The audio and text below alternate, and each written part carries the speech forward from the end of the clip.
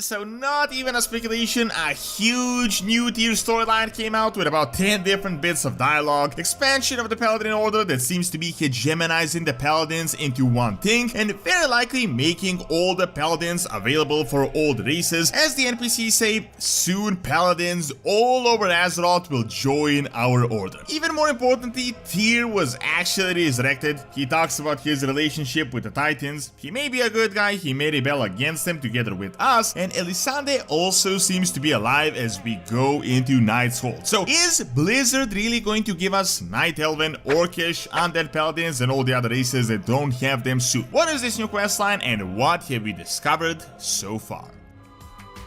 Did you know you can play WoW directly on your phone? Well, with this video sponsor, Awesome, you can control your PC with your phone completely free, and it is available for Windows, iOS, and Android. It is super easy to use. Use my link to download it, get the phone and the PC app, and just connect it. The free version is powerful as you can control your desktop, transfer files, but the game version is where it is at. It has custom keyboards for various games such as Warcraft, and you can enjoy AFK gaming anytime, anywhere with actual game sound. Make sure to use my code DORON to get 7 days completely free to try it out, only for the first 200 people. They also got a smart plug to turn off your PC at any time, as well as hot sales with up to 40% off on pro and game versions. Check out Awesome.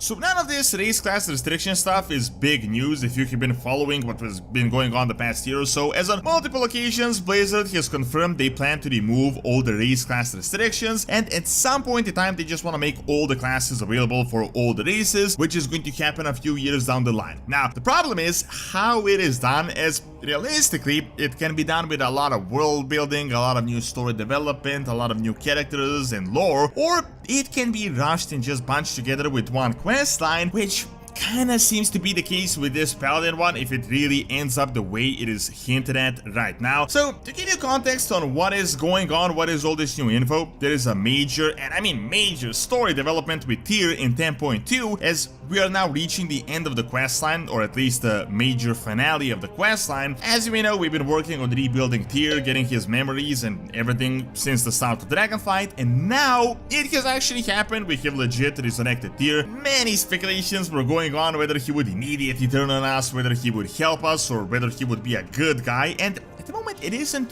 100% certain. It is heavily, and I mean heavily, leaning towards the side that he is going to be a good guy and that he might even turn against the Titans based on the dialogue that we had discovered, but it is too early to see for sure, as all we had really gotten was that he's completely dazed, shocked at how the entire world has changed since he was around, and he gave us a few interesting dialogue lines that kinda hints at a few things. What happened in 10.2 is that we traveled to an alternate timeline and we had managed to recover the discs with his memories from Nightsholde, more like Elisande gave them to us. This is also a really interesting bit of story development, as with the alternate timelines and time travel, it is heavily hinted that we're going to be seeing Elisande in the very near future as well. However, we got the discs, Tyr awakens, and he is shocked what Azeroth even is. I mean, remember, he was gone for like thousands and thousands of years. He talks about how the old gods are no more, how the Dragon Isles he went to slumber and awakened, and how many of his old friends had died. He's also talking to Korenas, so finally the guy from the Dragonflight cinematic is relevant, and it is even hinted that Tyr may be able to reconstruct or resurrect some of the old Titan Watchers that we had lost over the years, so keep an eye out for that. Most of the dialogue talks about how he has much to ponder, how he needs time to think and everything else, but we do have a few interesting dialogue options that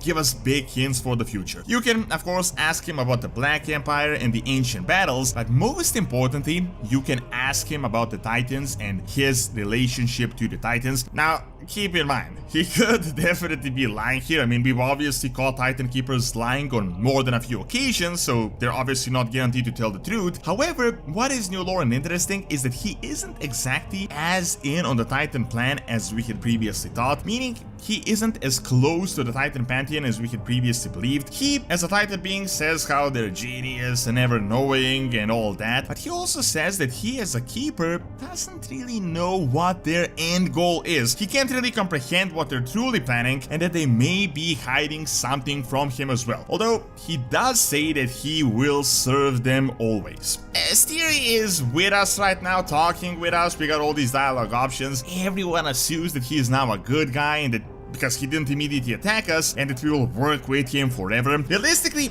all the hints are showing that he is at the moment on our side, but keep in mind, as the Titans return in the last Titan, which is going to be a few years from now, it is not out of the picture that he could pick them over us. It is also possible that over the years he might learn too that the Titans haven't been as nice as he used to believe, but at the moment it can really go either way. However, it seems like Tyr is actually going to be a major character going forward, and he'll probably play a role in the War Within and the entire chamber of the Azeroth's world, so he might know something that we don't. However, most interestingly, this storyline now leads us into the Paladins and the major setup they seem to be doing to remove the race class restrictions, and it is all of course connected to Tyr, most importantly Tyr's Guard, which is the main group behind this questline. To give you a super quick rundown on the lore, this is an ancient group of Rykel, later humans that served Tyr. They were very closely tied to the light. They was recently most relevant in the Legion invasion, and they was now instrumental in this entire process of resurrecting Tyr, so Tyr's God is a super big deal at the moment. Now, when I say that Paladins are coming to all races, I'm not just speculating out of nowhere. There are about 10 different dialogue lines from the new patch that very strongly hint at this happening. I'm not saying it is 100% confirmed in 10.2 you'll be able to play a Night Elven Paladin, but let's take a look at what dialogues we were given and you can kinda judge for yourself. First of all, thing to keep in mind is that the entire Tyr's God is a diverse group of independent Paladins. They used to be Rykel, but now they're mainly a human group led by Travert. However, they also got Blood Elves, Trolls, and Draenei within their ranks. Most importantly, cool Tyran humans that are not actually playable as Paladins. Also, Draenei are recent arrivals to Azeroth in general, so them being a part of this is a hint as well. However, this is just a start. So one of the NPCs says, for a group that Travert pulled together, I wonder what the future holds for them. Then we got a bit of dialogue between two other NPCs. They talked about Tyr coming back, an incredible possibility. It's quite an exciting time to be a Paladin. It is hard to even imagine what this could mean, how Tyr could change things. Indeed, he could change everything. This, of course, strongly hints that this new order will be led by Tyr and that these new Paladins might be tied more to this side other than pure light, because, you know, Paladins worship a whole lot of things and they call themselves Paladins, but if they come together with Tyr, it is going to be like this one universal thing. However, this isn't really that much. I mean, the biggest is the dialogue between the troll Paladin Nolaki, who says that in the past she had followed the Loa Torkali, the Loa of Harvest, her whole life. She then refers to the Draenei, how he had followed the Prime Naru for even longer. Yet, even though they're of such different faiths and cultures, they have a great bond that comes from them following their brand new beliefs. Keep in mind, of course, this is a Zandalari troll. They actually do have Paladins, which is also a recent addition to the game, so this isn't really that big of a hint, but this entire talk about how them, despite believing different things and being Paladins in completely different ways, but they can still come together, is a strong hint that they're just going to hegemonize them into one order. Now, of course, you may be thinking, I mean, this isn't really all that much at all. I mean, all of these are very slight hints at best, but then we got the biggest hint that talks about the order of the Tyr's God. Right now, there aren't many of us, so a headquarter isn't too important, but soon, I suspect Paladins from all over Azeroth will want to see what we're doing and possibly join our ranks. Now, I can't say this is a confirmation, but let's just say it is as close as we can get to it. I mean, they're essentially confirming that their order will expand and that other Paladins from all over Azeroth will be joining their order, which could mean that they could, of course, introduce Paladins to all the races just through the Tyr's God content, which is, of course, going to be hugely relevant in the World Soul Saga. Other than this, we also have a hint from the War Within, as we're encountering these Arati humans that look like cool Tyrans who are wielding the light as Paladins, so I feel like this entire Arati Tyr's God connection is going to be a major part of the storyline in the War Within, especially with that massive crystal hanging out in the sky. And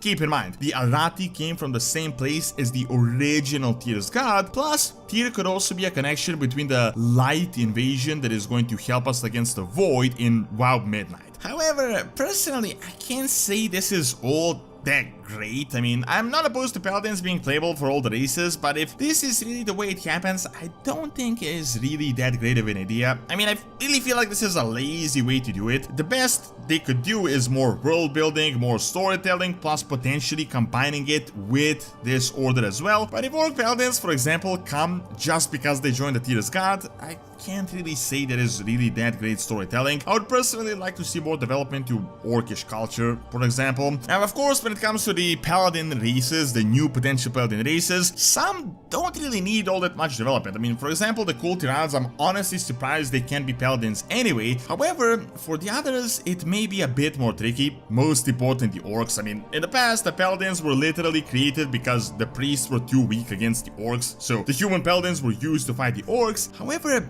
with this new lore development, I don't think this is too big of a problem, mainly because that ship has kinda already sailed. I mean, we already have Orcish priests that wield the light, so there really isn't that much stopping them from just being Paladins. They could totally come up with the fact that Orcs can now be Paladins because these priests had joined the new Paladin order led by Tyr. Furthermore, we of course have the undead Paladins, which are really a story in themselves as it goes against their very nature. However, I also don't think this is really that big of an issue with all the recent changes. I mean, they got all this recent development, how they're now new lore drawn, they already wield the light as priests, so I think they can very easily introduce it, even though it is not exactly great lore. However, Night Elven Paladins could be super interesting. Personally, I would really want to see this happening through a Mirdrasil or a Loon, as in more like being Night Paladins as opposed to Light Paladins. I think this in particular could be a great storyline, as these could be like the new protectors of the Night Elves, so that a new burning of Teldrassil never happens again. Although, if they do punch them up with Tyr's Guard,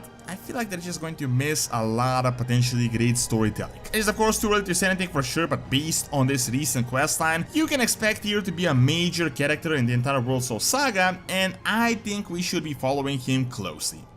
Thank you for watching. Check out who are going to be the final boss of the World Soul Saga by clicking on the screen, and check out my video on ancient Greek colonies in Spain by also clicking on the screen as well. See you next time.